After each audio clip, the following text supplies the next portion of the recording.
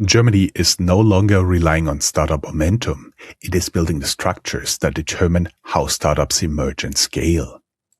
The DE Hub initiative now connects 25 specialized ecosystems across Germany, spanning AI, cybersecurity, fintech, and advanced manufacturing.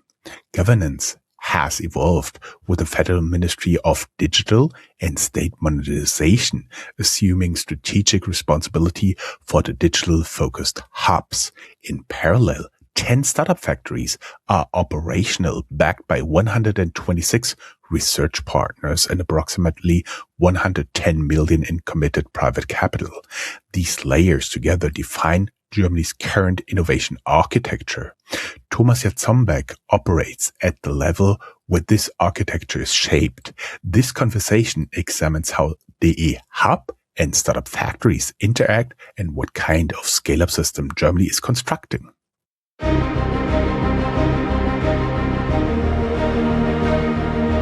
Welcome to Startuprad.io, your podcast and YouTube blog covering the German startup scene with news, interviews, and live events. Thomas Jarzombek is a returning guest and now Parliamentary State Secretary for Digital and State Modernization in the German federal government, the ministry now co-responsible for the strategic direction of the DE Hub initiative across AI, cybersecurity, and other digital technology hubs.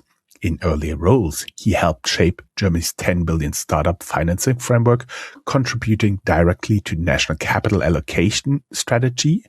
The DE Hub network has grown into 25 thematic ecosystems connecting startups, corporates, and research institutions and investors. With startup factories now active, this architecture extends into structured, deep tech startup creation. This discussion focuses on government logic, venture discipline, and long-term institutional intent. That all said, welcome, Mr. Secretary. Hello, thanks for having me. Totally my pleasure. Let us dive right in. I was wondering, what structural capability does the DE Hub provide that a decentralized startup landscape cannot achieve alone?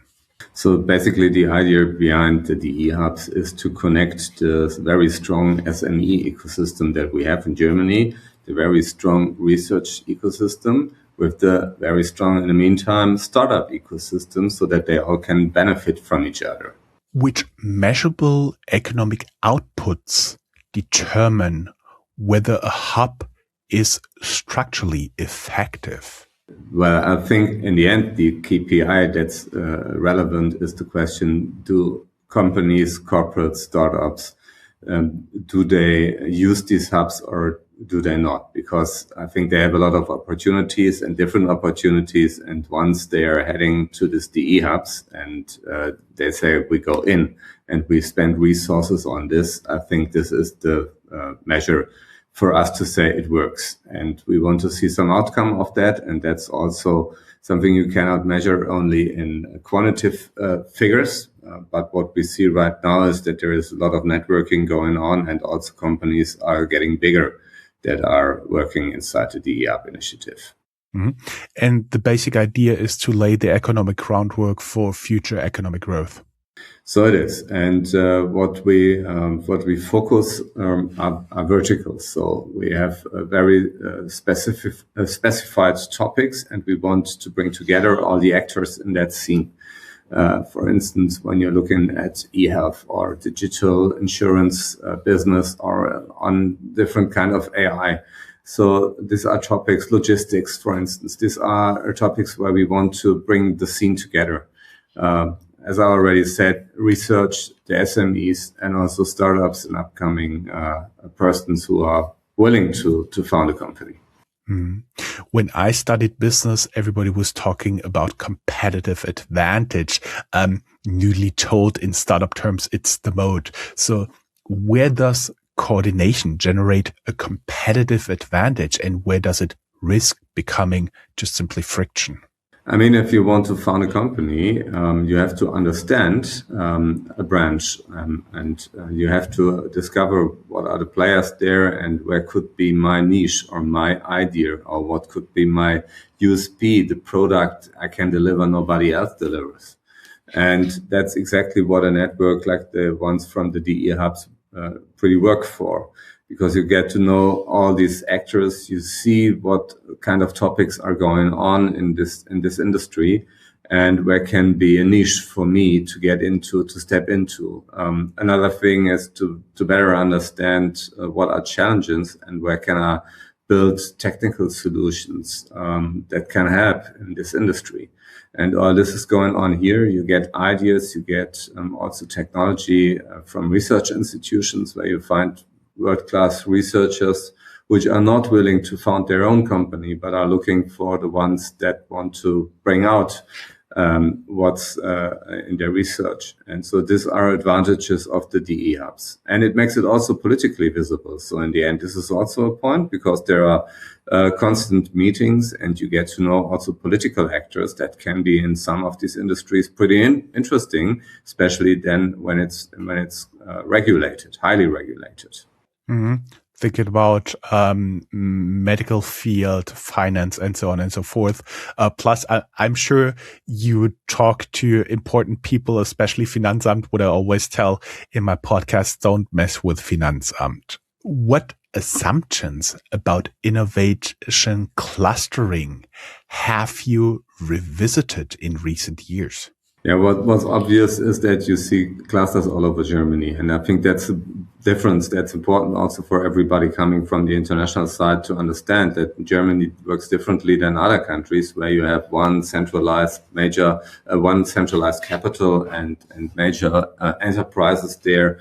And everything's going on that single place. So in Germany, it's different. You see there's a very vibrant ecosystem for startups in Berlin, also in Munich, maybe more in the deep tech scene, but also you see North Rhine-Westphalia, very strong upcoming, very strong industry region, also the Stuttgart region, for instance, Frankfurt as the place for finance, Hamburg in logistics, and so on, the east of Germany with world-class when you look at chip technologies. So Germany has a very broad landscape, and there is not the single place. And therefore, the e-hubs can be very helpful to understand where do you find the experts, where are the ecosystems. And we try to attach to local ecosystems. For instance, if you look at this silicon and chip industry, it's obvious that you have to go to the Dresden region, and on the other side, that helps you to identify where networks are and where the heart of this very specific industries lies. And this is something that the e-apps can deliver. Mm-hmm. What specific evidence led to that revision? I mean, I'm always telling the people you shouldn't be blindly walking into spot A or spot B and do some research before. Actually, before AI assisted, that research was much more time consuming, but then you can learn that Germany is a federal state. And also, as you already said, the startup hubs are pretty widely spread. So I was wondering what concrete evidence led to that revision in innovation clustering in you thinking about it. So we make with the e-hubs, as with every other project that government's doing, scientific evaluation, and that's positive. So that's from our result a checkpoint. If you look at from the eyes of potential customers or of companies or investors who are going there, where would you start? If you say, so I want to go into that silicon industry, where do you want to start? And how do you get to know all these actors there? And especially when they are not startups. I think this is pretty a challenge. So how to meet the scientists, but also how to meet this whole SME ecosystem. And this is something where really the e-apps can help to find network events, also to have to get to know people who are aware of the network and can guide you to all the relevant persons and all the relevant institutions in the region that you want to attach. Mm-hmm. You already talked about network. How is private capital integrated into the DE Hub framework while preserving independent venture discipline? Because a lot of our audience is investing either professionally or as a business angel privately. So the DE hubs are intended to be networking hubs. They are not intended to be investment vehicles. And so this is the reason you already said in the beginning that we started years ago this 10 billion future fund for Germany, and we have High-Tech Gründerfonds and KfW Capital and a lot of initiatives that bring out financial benefit or do investing in startups and companies. The basic idea of the e-hubs is building a network and not to invest in something like this. And if you find opportunities there and you say, I want to invest in younger companies, or maybe I could invest into SMEs, that's also possible. So that could be a place where you identify targets, but it's not an investment vehicle. Mm-hmm. We go now a little bit about out of the explaining of the structure and look a little bit on the bird's eye view, because there should be a certain threshold where market forces dominate over structured coordination. Where is that threshold? What exactly do you mean with threshold? There's one part where you nurture and incubate little startups because they need some protection. And then at one point, you kind of need to let them out there. Where would you say is that point where they have to confront the hard reality of business? They do have. No, I understand. They have to do it from day one, because this is not some kind of a co-working space or something like this. So as I already said, so the DE hubs are networks. Yeah? And from these networks, you need to find partners, customers, and investors, and all that's needed. And so you're confronted with the hard reality from day one. There are further programs from the government you can benefit from. But to be honest, also on this, I think we are living in a market economy. And so therefore, every company has to do their homework for themselves at the beginning. And that's not the game. So it's not a kind of an incubator or accelerator or a company builder or something like this. Mm-hmm. You've been already talking about the different governments here in Germany. So you have the federal government, you have 16 states. And I was wondering, where does the ultimate governance authority sit when you have divergent priorities between federal and regional? I don't think it's diverging, because in one thing we have the same aim to foster business. And that's the reason why the regions say and the federal states. So we want to foster economy here, and we want to attract investments. So this is what we have in common. And we don't force any federal state to start a DE hub. The other way is true. They are pitching for starting the hubs and say, so we have a very strong ecosystem here, and so please come and support us with this label and the strategy of the hubs. And so we are very open on that. But if you want to start, especially in a very regulated business, I think this is all over the world. I mean, if you look at Europe, you find GDPR, AI Act, and so many regulations. And I think like also in the US, you have a lot of local and state level regulations. And to handle with all this, the apps can help, because you meet there also the people from the government and legislators and all the ones that can help you, maybe especially if you have a new business case and say, so how can we roll this out in this framework of regulation, and can you maybe adapt it to us, or can you help us, or can you build a regulatory sandbox? So these are options. Mm-hmm. Do you also help the different hubs to become equally powerful, equally successful when there are differences in performance? I think everyone is his own startup, and so that's what we see. We have this connection over all these DE hubs, and so they exchange their views, they exchange experiences, best practices, everything around that. So also with the connection of the whole DE hub ecosystem all over Germany, they can also better come to politicians and government representatives on the federal level. That's obvious the case, but everyone is its own startup, so to say, and its own initiative, and they also have to deliver for themselves. And as far as I understand, they like to do this because they have a lot of freedom to do what they like to do and where they see where opportunities are. After the break, we examine a critical question behind Germany's innovation architecture: how coordination, founder autonomy, and venture discipline coexist inside a system that increasingly combines public structure with private capital.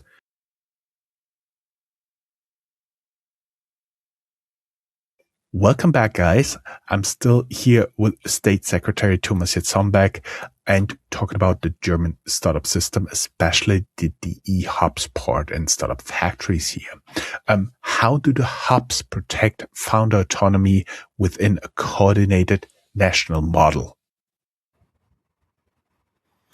I don't think that they protect something. They should enable. And they should bring new ideas into industries, into very specific industries. That's what the apps are doing.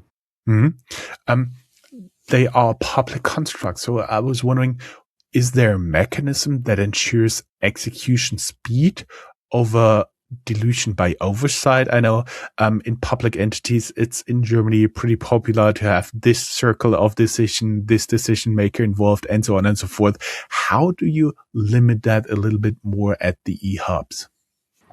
Yeah, because they have a lot of freedom, and so they are kind of a startup by themselves, and they're pretty free to do things, and they need to attract the local or the industry ecosystem, which they are focusing on, and they can only survive and also scale when they get support out of that ecosystem. And so that's completely different as the governance is in a typical government structure, where you're true. I think everywhere around the world there's a lot of bureaucracy, and decision making is a broad process. But these DE hubs are pretty free in doing their business as they want to do it, and they need to attract companies. This is the only way to finance them and to be successful. Mm-hmm. You now have 10 startup factories live, 126 research partners engaged, and substantial private capital committed. How do you prevent the fragmentation between the hub ecosystem and factory-based startup creation? The factories have a different approach. These factories work on campus level. They work at universities especially. And for instance, I'm coming from Düsseldorf in the Rhineland region. We have a startup factory, that's the Gateway Factory, and it focuses the RWTH in Aachen, the Technical University Aachen, the University of Cologne, and the University of Düsseldorf. And so they should enable scientists or even young scientists, students, to get entrepreneurs. And they skill all the ones on the university level. They explain them what's entrepreneurship, what do you need, how do you achieve it. And if you really start your business, or if you build a spin-off out of university, they can also help you by coaching to explain, okay, how you should do things, and how does investment work, and how does finance work, and so on. So that's a completely different approach. And this is really meant to be especially for incubation. That's the level, incubation on universities. And the e-hubs are focusing on all the companies that are existing in the ecosystem, which are already on the place, SMEs.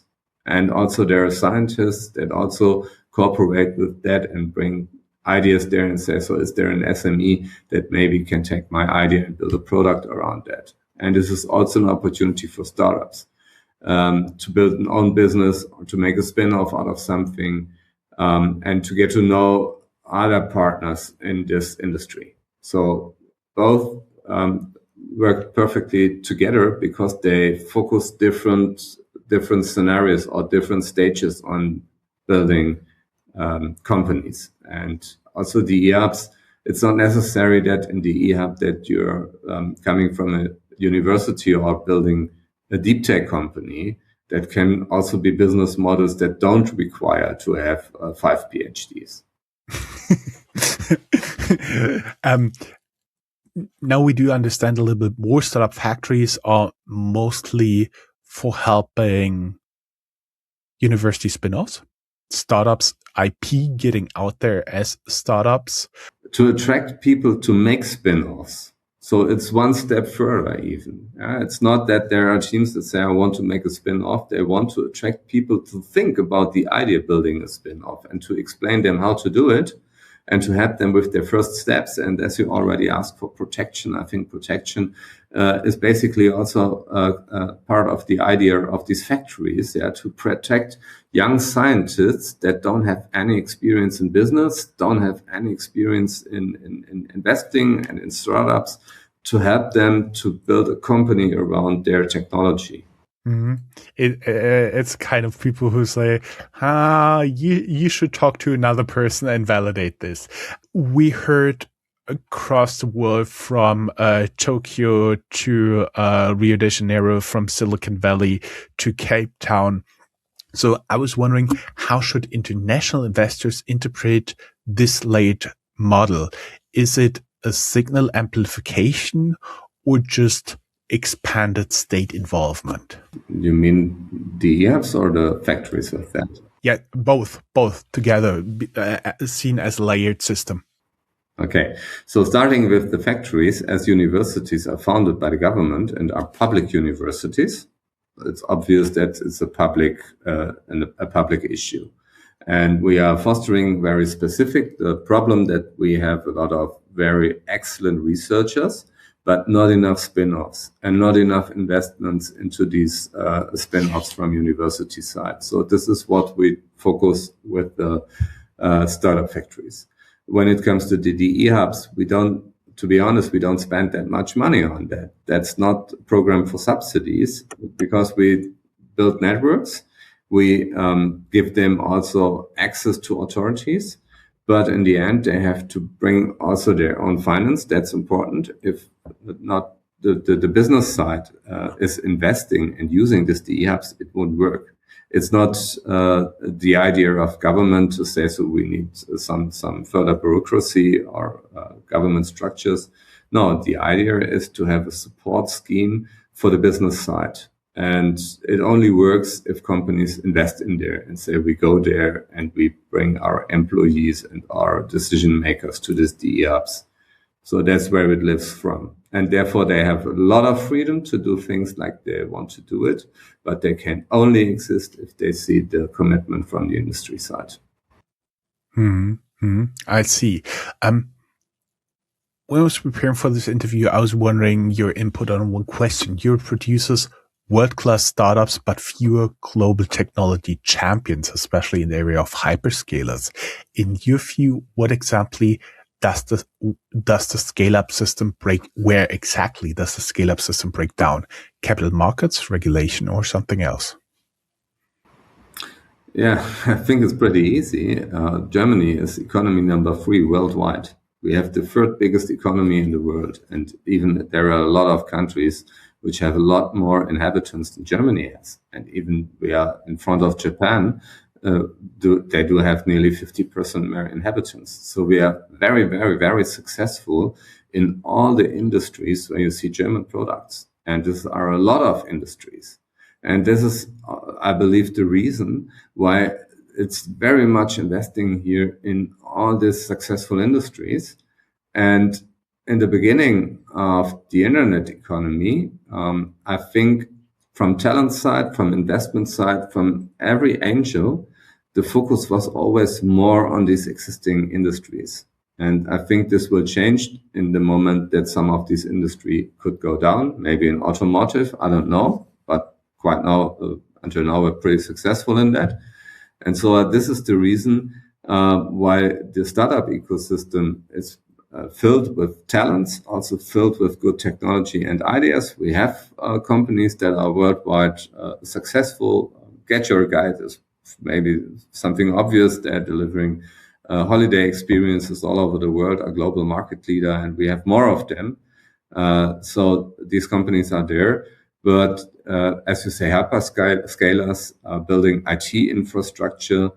That was not one of the industries. And we had players like Siemens or like Nixdorf, but they went a different way. And Siemens is very much investing in medicine devices and things like that.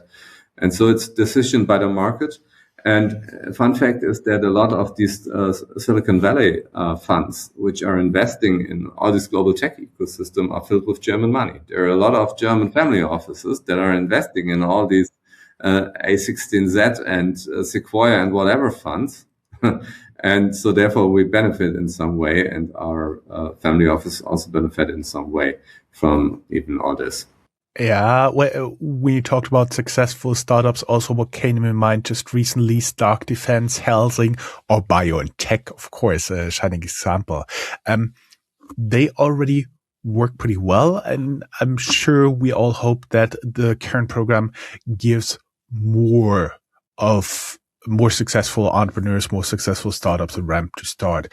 Do you see any conditions under which Germany would move from a more coordination support development approach towards a more capital intensive growth posture, meaning investing more state capital? Well, we're investing so much state capital in the meantime, so we increased it by 5x over the last years. And right now, we already spoke about the future fund of this 10 billions and more. And so I think in the end, we need to attract private investing and private money.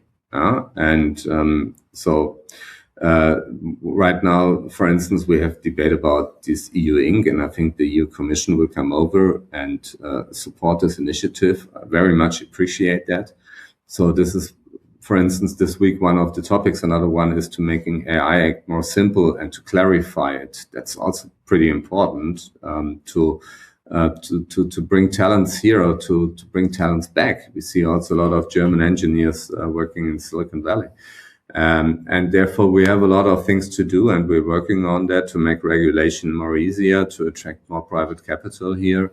That's what we're actually doing, and I think this will work out more than spending more and more government money. I don't think this is the right path, because government money follows complex rules everywhere in the world, and maybe it follows also different interests than the business side. And therefore, I think in a market-driven economy, it's important to have private investments here.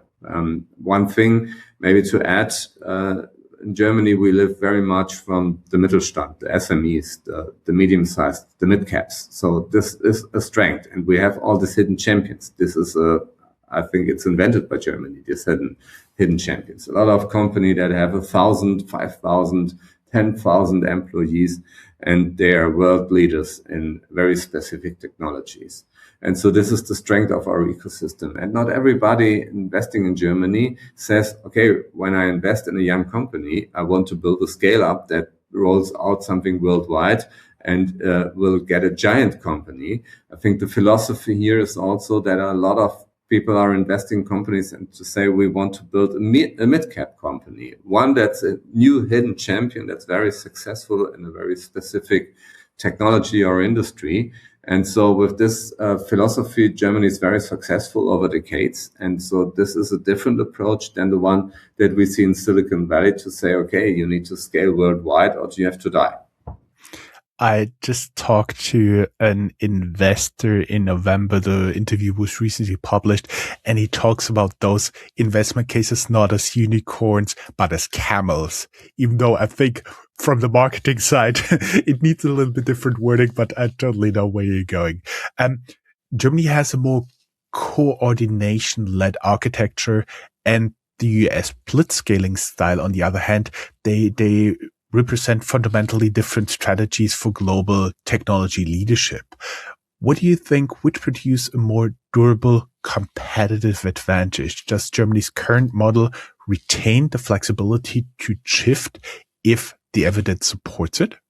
I think until now, the existing ecosystem is really successful. I just can repeat, we are the number 3 economy worldwide.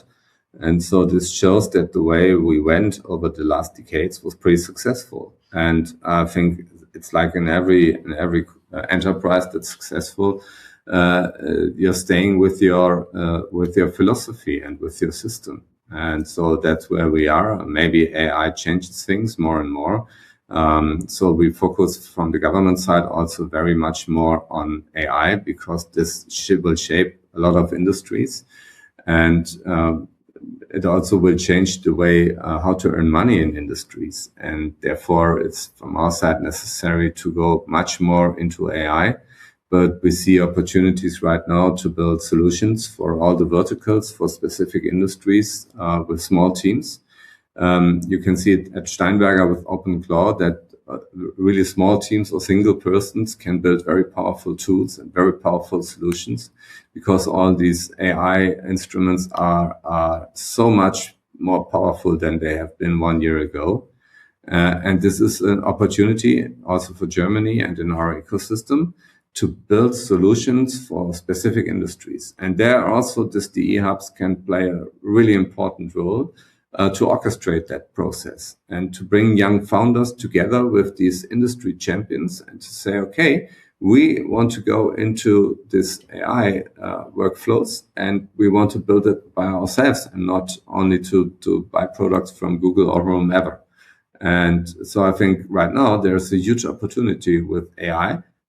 As always, there is challenges or risks on the other side, but the risk is to miss the train. That's really the biggest risk that we see on AI. And so therefore the e-hubs can play a really important role to integrate or to build a launch pad for young entrepreneurs, for AI developers, to get access to these industry champions. Mm-hmm. Looking a little bit into the future, in 10 to 15 years, if the startup factory and the e-hub architecture succeeds, what global companies should exist in Germany that would not exist otherwise? So what difference would it make? So the good thing about a market-driven economy is that this is not a decision by politicians, and it doesn't need the fantasy of politicians. It needs the fantasy of the market and of the young entrepreneurs and of people with ideas that want to bring them to life. And this is what we are heading for. People like this who have ideas, who want to get to the markets and to show that they can deliver. And so I have no clue what will happen in 5 and 10 and 15 years. AI will change such a lot, but I'm pretty sure we will see really fascinating new companies and new business cases, and we would love to see them here.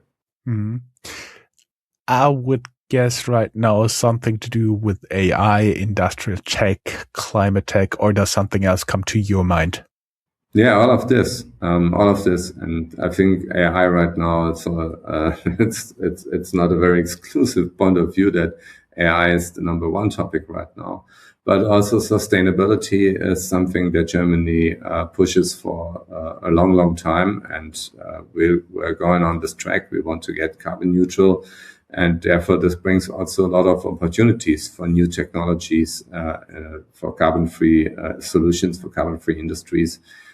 Into the market, and I think you find the right framework and infrastructure here for building something like this. Mm-hmm. We already talked about the potential output in 10 to 15 years. For the last question, I was wondering what would need to be demonstrably true for the DE hub and startup factory architecture, looking back like from 10 to 15 years now, to be considered a decisive structural upgrade of Germany's innovation capacity? I think they will be both as long as attractive as the economy, businesses, entrepreneurs, actors from the financial ecosystem involved in that and invest in that. And both infrastructures only can work when they have commercial investments. They're built in a way that they need them for their finance. Also, the startup factories, the way they were constructed was that First, they needed to find private investors and to get a guaranteed amount of private investments, typically 10 million euros. And the second step was that the government said, so we then provide you with an additional 10 million. But first, they had to do a successful fundraising. And in the DE hubs, it's the same thing. They need to attract businesses. They need to attract private partners that invest in that ecosystem because we don't spend a lot of money in their infrastructure. So it's necessary that this actors from the market believe in that and put money into that. And so this is the reason why I'm very confident that if they exist in 10 years, they were 10 years successfully attracting private money. So basically the idea is bring us an idea where private investors invest 10 million and we go long. This is the idea of the startup factories, right? Great. Thank you, Mr. Secretary. It was a pleasure having you as guest. So thanks for the opportunity. Have a good time. Germany is assembling a layered innovation system, 25 coordinated DE hubs, 10 startup factories focused on deep tech startup creation and private capital integrated across both. The ambition is measurable scale-up capacity aligned with European digital sovereignty and venture discipline. Whether this architecture produces global competitive companies will be determined by outcomes, capital behavior, and institutional adaptability. Thomas Jarzombek operates where the system is designed and governed. This conversation documents the logic behind it. This is Startup Radio.